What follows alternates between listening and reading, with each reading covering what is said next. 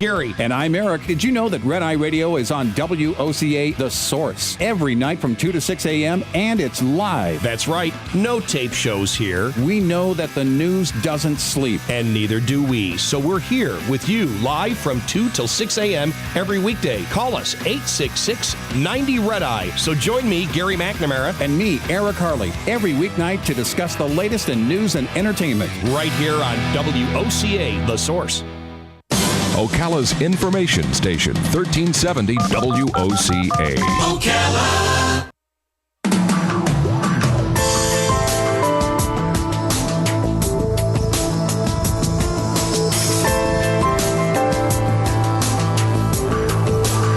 All right, 20 minutes after 9 o'clock. Thank you for tuning in. We have so many great things at our disposal that you forget how really lucky we are, how blessed we are, depending on how you want to say that. Healthcare providers are just among those group of people that make our lives so much better than our counterparts 100 years had, or even our counterparts in other countries this year.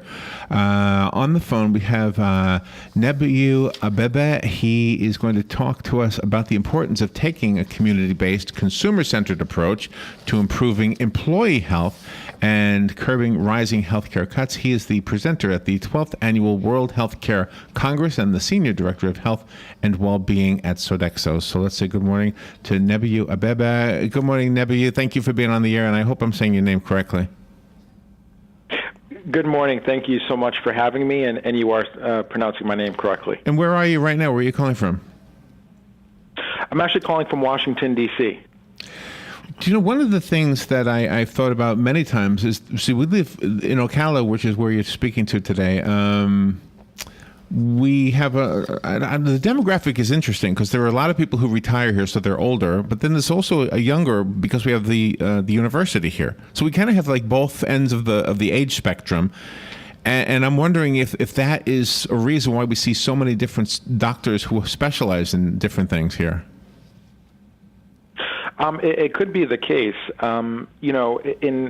In the U.S., what's on a lot of people's minds is the rising healthcare costs, and it's really driven by many chronic health conditions like obesity, diabetes, cardiovascular disease, and so many employers in Florida and all across the country are really spending a significant amount of money to offer workplace wellness programs to their employees. And did the Affordable Health Care Act change that at all, for the better or for the worse? Well, what the Affordable Care Act did is really make people more aware of the fact that we need to do something about rising healthcare costs. And there's a big focus on prevention and wellness. And so Sodexo, being one of the largest and leading providers of integrated facilities management services and food service operations, we serve 15 million consumers across the United States. We make sure that the healthy choice is the easy choice for all of our consumers that we serve every single day. So the key to a healthy lifestyle is to make sure you eat the right foods and that you exercise regularly. And how does it manifest itself? How does your goal, how does that happen in a doctor's office? Are there vending machines that you have to deal with, or like if there's a cafeteria in a business, like in many hospitals there are cafeterias right in our own hospital. We have like a Pizza Hut in our hospital. Yes. Mm-hmm. So I don't know if that's a good thing or a bad thing.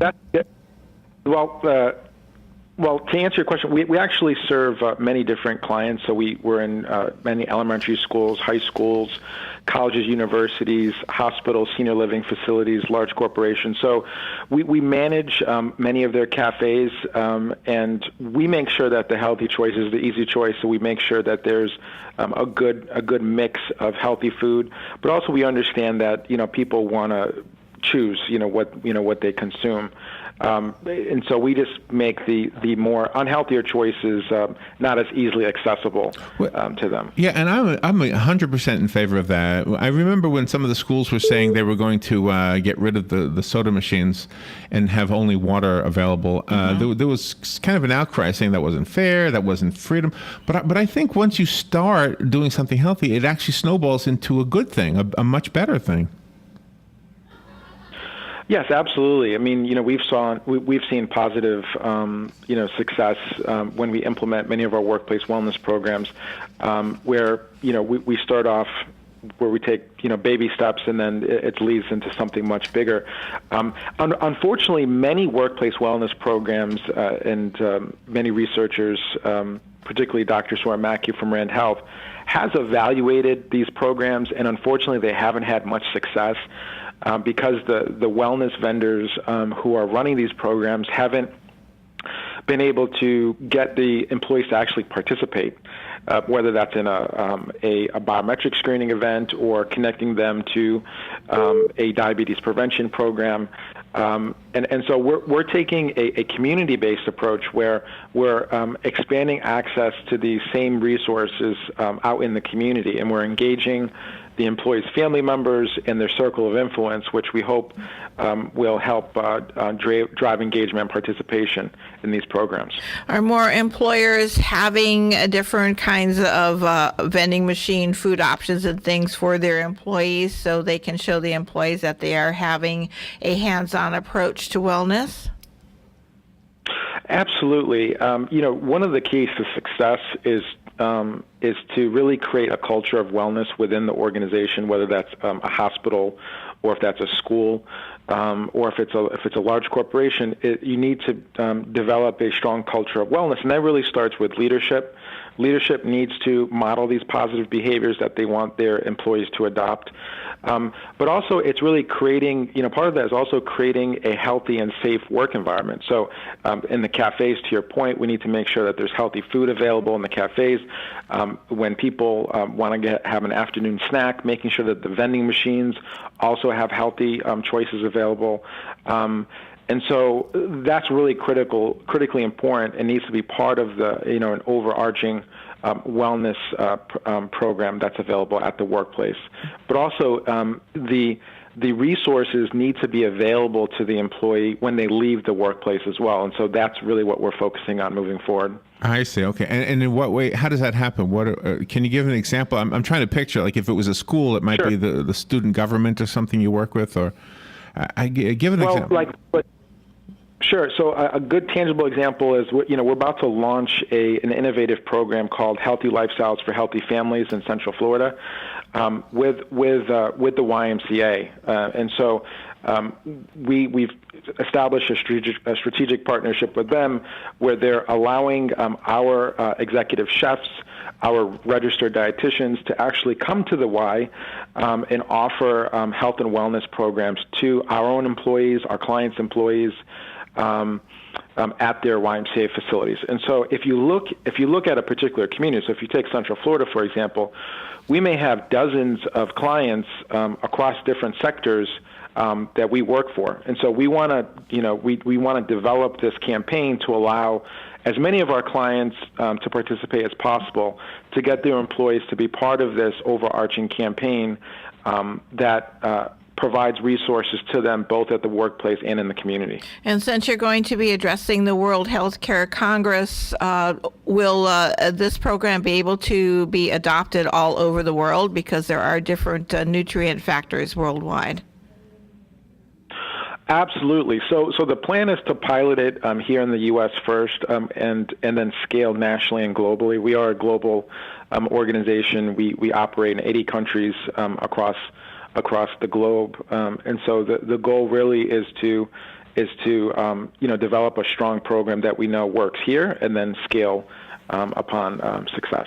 And there's the community part of this, the part that somebody participates in after they leave the workplace. Is it app? Is it an app? Is technology involved in any way? Yeah, technology. So there's really 5 keys to success. One is, I mentioned earlier, developing a strong culture of wellness. Number two is really also implementing population health management strategies. What that really means is just the employer needs to do a better job of segmenting their workforce by risk, so low, moderate, and high risk, and connecting their employees to the right programs. And then thirdly, it's using technology. So it could be a mobile app, it could be other health information technology solutions that would allow the employer to strengthen its communication with the employees really 24/7, 365. And so whether it takes the form of a text message or other means, it's a powerful medium to reach people. Another key to success is strategically using incentives, both financial and non-financial incentives, to drive employee engagement and sustain behavior change. We're out of time. Thank you for being on the air with us. Can you leave us with a website? Sure. Sodexousa.com and the Centers for Disease Control and Prevention's website, cdc.gov, are two great resources. All right. Nebeyou, Abebe, thank you so much for being on the air with us today. We'll be right back. Fox News Radio, I'm Joe Chiaro. Senator Ted Cruz of Texas will be at Christian College Liberty University in Lynchburg, Virginia this morning. He'll be making it official he's running for president. The first-term Texas senator will lay out his campaign alongside his family here at Liberty University, the world's largest Christian college. It's the first to make his run official. Cruz could get a jump start in convincing deep-pocketed donors. Fox Radio's Jared Halpern. Federal investigators are on scene in Orlando, Florida. A helicopter crashed into a guest house yesterday afternoon, killing a person. We don't know what caused the accident. We just know that the helicopter did go inside the guest house, and thankfully there were no residents inside. Orlando Police Sergeant Wanda Ford. Brad Kozlowski winning the Sprint Cup event in Fontana. He flew past Kurt Busch on the final lap. Kevin Harvick finished second. Busch was third. Fox News, we report, you